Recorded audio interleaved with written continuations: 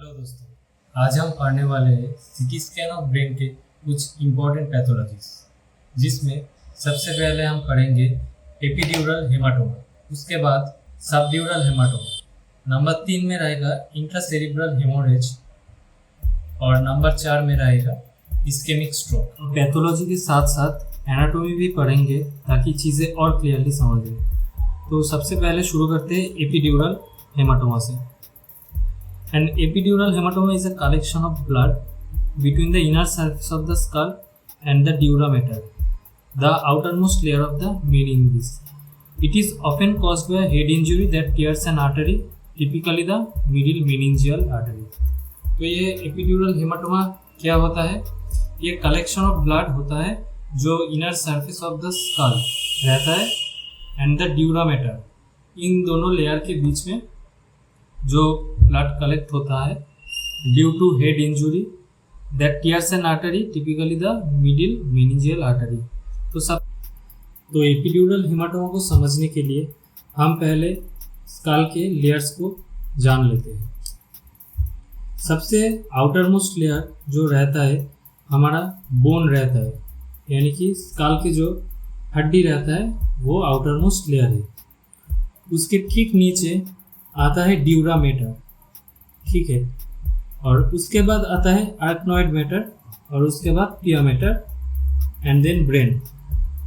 अब ये जो बोन ऑफ स्कल है और ड्यूरा मैटर है उसके बीच में एक स्पेस रहता है, उसे कहते हैं एपिड्यूरल स्पेस। ठीक इसी तरह ड्यूरा मैटर और आर्कनॉइड मैटर के बीच में भी एक स्पेस रहता है जिसे कहते हैं सबड्यूरल स्पेस। और फिर से जो आर्कनॉइड मैटर और पिया मैटर के बीच में स्पेस रहता है उसे कहते हैं सब आर्कनॉइड स्पेस। तो 3 लेयर्स यहाँ पर हमें दिखाई दे रहा है। एक सबसे पहला bone of the skull, then dura mater, then arachnoid mater और फिर पिया मैटर। और इसके बीच में जो स्पेस है सबसे पहले एपिड्यूरल, फिर सबड्यूरल और फिर सब आर्कनॉइड स्पेस। तो एपिड्यूरल हेमाटोमा में हमने देखा है कि जो स्कल के इनर सरफेस रहता है उसके अंदर और जो ड्यूरा मैटर होता है उसके बाहर, ये जो इसके बीच में एपिड्यूरल स्पेस रहता है उस स्पेस में ब्लड कलेक्शन होता है, जिसके वजह से हम इसे बुलाते हैं एपिड्यूरल हेमाटोमा। यहाँ पर देख सकते हो ये जो फ्रैक्चर हुआ है मिडिल मेनिंजियल आर्टरी, जिसके वजह से यहाँ पर ब्लड कलेक्शन हो गया, ब्लड यहाँ पर कलेक्शन हो गया। अब हम देखेंगे ये एपिड्यूरल हेमाटोमा सीटी स्कैन में कैसे अपीयरेंस देता है। It appears as a biconvex lens-shaped hyperdense area that does not cross the cranial sutures but may cross the midline। तो ये इसका जो शेप रहता है ये बाइकॉन्वेक्स लेंस की तरह रहता है। मैंने यह इमेज डाल दिया, आप देख सकते हो। ये जो है एक बाइकॉन्वेक्स लेंस और इसका शेप भी सिमिलर है ये एपिड्यूरल हेमाटोमा के जैसे। तो फर्स्ट पॉइंट, इसका शेप जो है बाइकॉन्वेक्स लेंस के जैसा। सेकेंड पॉइंट, ये दिखता है हाइपर डेंस, यानी कि ब्राइटनेस बहुत ज्यादा है। और 3 नंबर पॉइंट जो है ये क्रेनियल सुचर्स को क्रॉस नहीं करता है। Cranial suture lines are not crossed।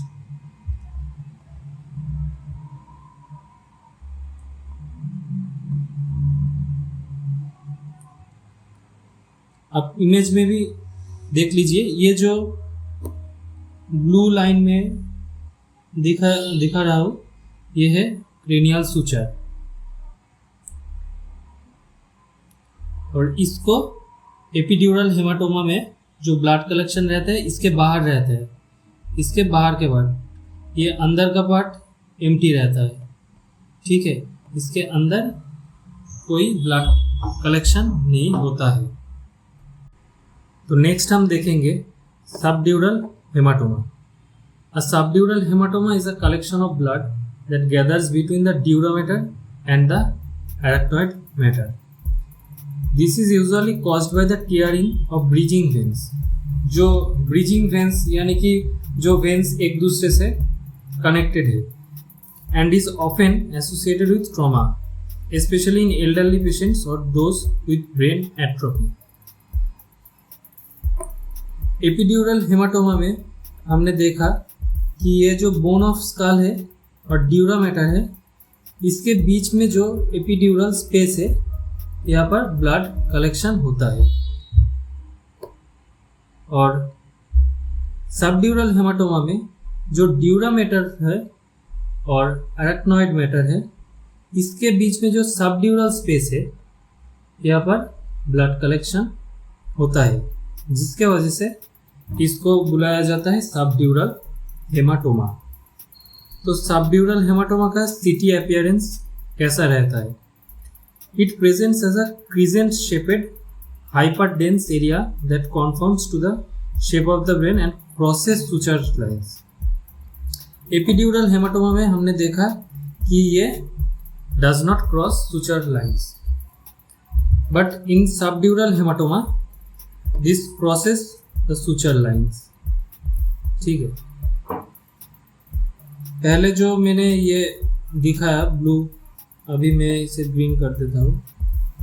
ये जो ग्रीन लाइन है ये सुचर लाइन है, ठीक है।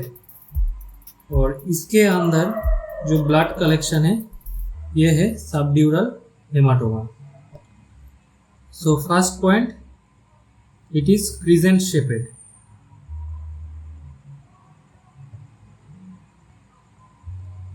ये जो ब्लड कलेक्शन है सिटी इमेज का, ये क्रिसेंट शेपेड रहता है। मैंने इमेज भी दे दिया क्रिसेंट शेप का ताकि समझ में आए। Second point, hyper dense. Epidural में भी हाइपर डेंस और सबड्यूरल में भी hyper dense. Number 3, it crosses suture lines.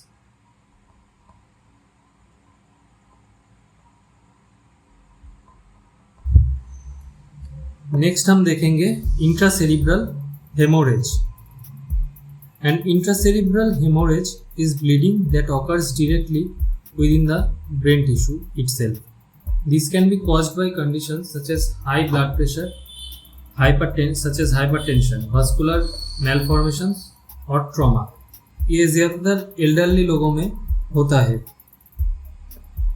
उन्हें सबड्यूरल हेमाटोमा और एपिड्यूरल हेमाटोमा में देखा कि ये जो मेनिंजिस के लेयर्स है, जैसे dura mater, arachnoid mater, pia mater, इसके अंदर ब्लड कलेक्शन हो रहा है। But in intracerebral hemorrhage the blood collection is occurring in the brain tissue. और इसका सिटी अपीयरेंस कैसा दिखता है?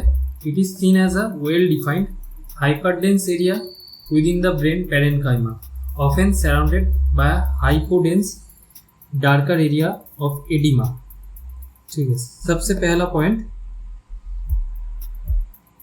ये हाइपरडेंस दिखाई देता है। Second point, surrounded by hypodense area of edema. Surrounded by hypodense area of edema। ये जो आपको दिखाई दे रहा है ये हाइपरडेंस है, और इसके ठीक ये जो पार्ट है ये हाइपोडेंस है ड्यू टू फ्लूइड, जिसे यहाँ पर एडिमा बोल रहे हैं। एडिमा यानी कि फ्लूइड फील्ड। आज के लास्ट पैथोलॉजी जो डिस्कस करने वाले हैं वो है ischaemic stroke.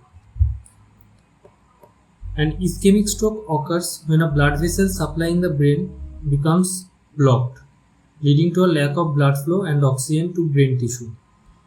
In the initial hours, a CT scan may appear normal, but later signs can develop. तो ischemic stroke में जो ब्लड वेसल हमारे ब्रेन टिश्यू में रहता है वो ब्लॉक हो जाता है, जिसके वजह से ऑक्सीजन सप्लाई नहीं हो पाता है,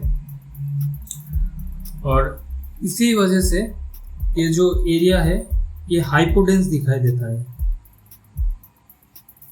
ये हाइपोडेंस दिखाई देता है।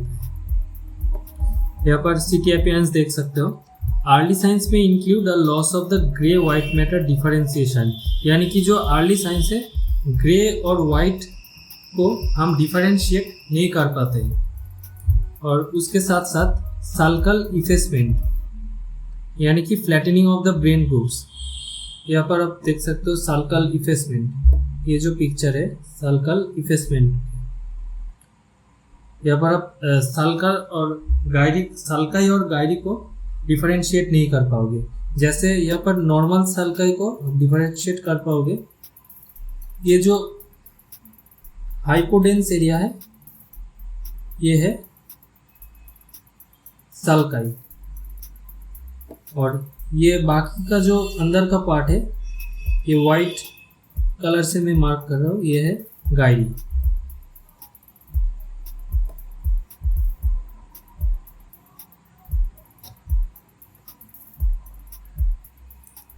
इस इमेज में और अच्छे से समझ आएगा ये साल्काई और गायरी।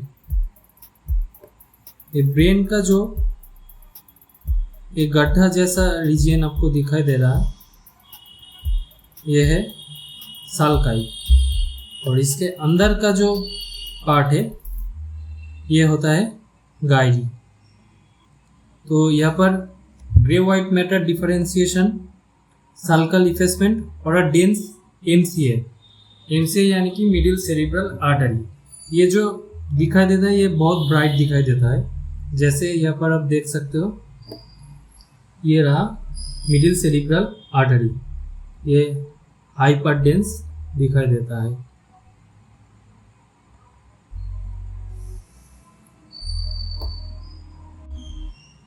एनाटॉमिकल इमेज में भी आप देख सकते हो ये जो है एमसीए है यानी कि मिडिल सेरिब्रल आर्टरी। तो इसके बाद में धीरे धीरे जैसे टाइम जाता है तो ये एरिया हाइपोडेंस हो जाता है, जैसे इस इमेज में दिखाई दे रहा है। ये जो रीजन है हाइपोडेंस दिखाई देता है compare to rest of the region. अगर वीडियो अच्छा लगा तो लाइक करना, सब्सक्राइब करना और अपने दोस्तों के साथ ज़रूर शेयर करना। मिलते हैं नेक्स्ट